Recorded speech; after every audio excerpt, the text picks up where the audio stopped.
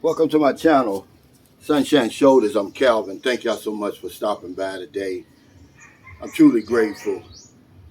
I woke up today to some tragic news, not in my family, but on GMA, I read an article, and it just touched me, man, somewhere deep down inside of my soul.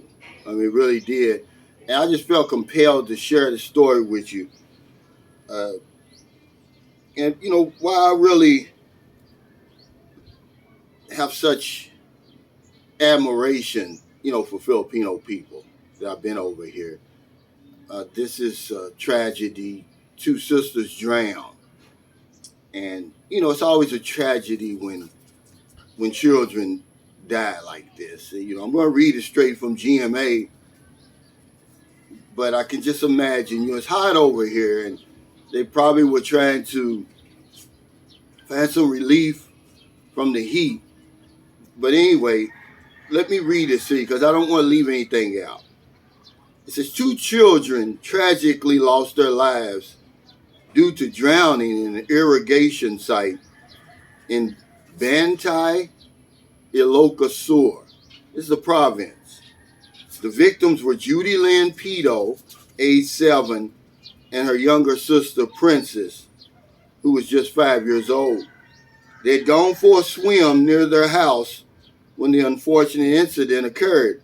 Their mother was unaware that they had left the house, that she was busy tucking her other 6 children in for an afternoon nap. The father, faced with financial constraints or limitations, took it upon himself to build coffins for his beloved children. Despite the pain, he knew he couldn't leave them behind. This is powerful, man, right here. This stuff touched me, man. I've got a daughter around this age, grandchildren.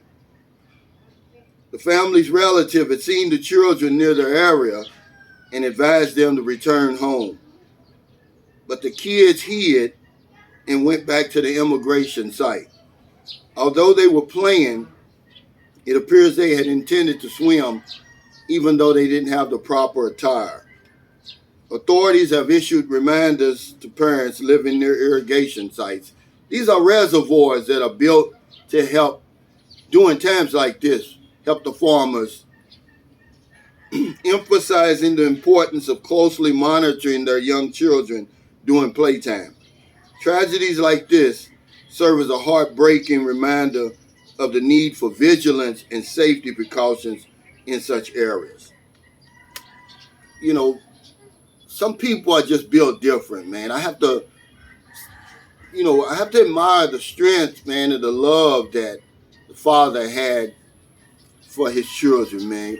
Imagine having to build the coffins for your 2 little kids. Even though they were 7 and 5, they weren't much bigger than Booby.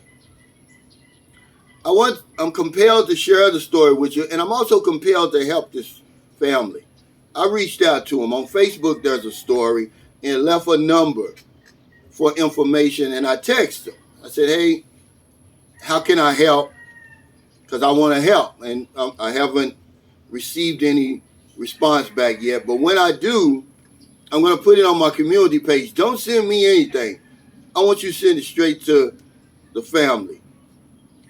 I mean, remember, I don't specifically help anybody anymore. Okay, y'all know why. I mean, I've had some bad luck with that. So I let the spin wheel do it. But in this case, I'm making an exception. This is an extraordinary story. It's on GMA. Go on Google and read it, man. And I don't know, it just done something to me, man. We take life for granted. I always talk about how sacred life is and how precious time is, if that's even a strong enough word for how valuable time is. You don't know how much time you got left, ladies and gentlemen, but you know how much money you got in the bank. That's twisted.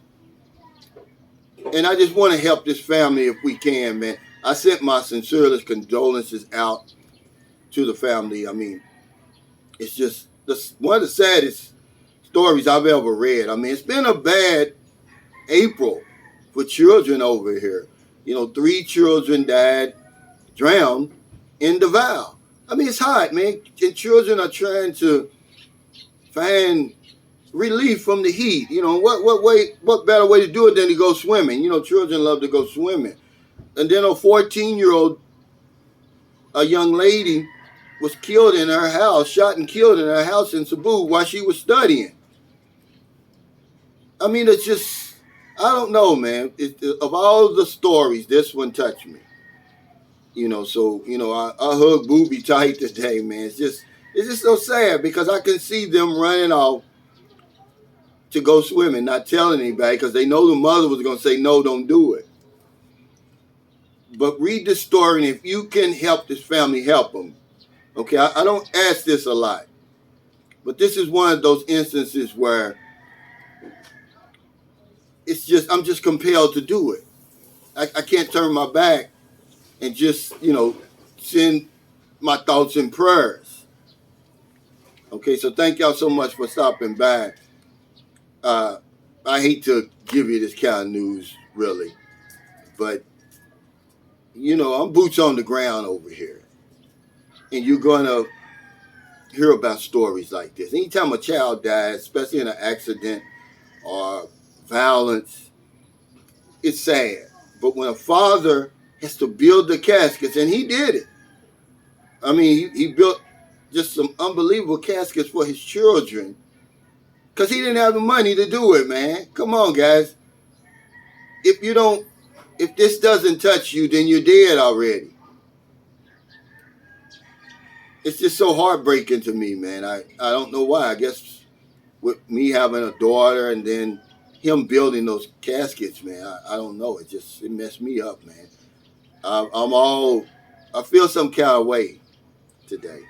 So if in America it's getting late, before you let your head hit the pillow, please find somebody to help. It's very, very important. I say that every single video, and I'm going to continue to say it. If you're in the Philippines, it's early. I don't even know what time it is. The minute I opened up my computer, boom, there it was. There was the story. I can't get it out of my mind because I don't like to read negative stuff like that. I can't sleep at night. But now the day goes by and I don't help somebody over here. I'm going to help this family when I find out how to reach them. We'll do our spin wheel tonight. The spin wheel wasn't here last night. Merla has it on her phone, but we'll do it tonight as we've done it every single week. We've never missed a week since August of 2020. Very proud of that. Because if I don't know anything else, I know this one thing for sure. We help other people, we help ourselves. Take care. Stay safe. Stay out of trouble. I'll see you next time. Don't do anything stupid. Peace and blessings to this family. I tip my hat to that gentleman. He's probably one of the strongest people I've ever read about. Take care.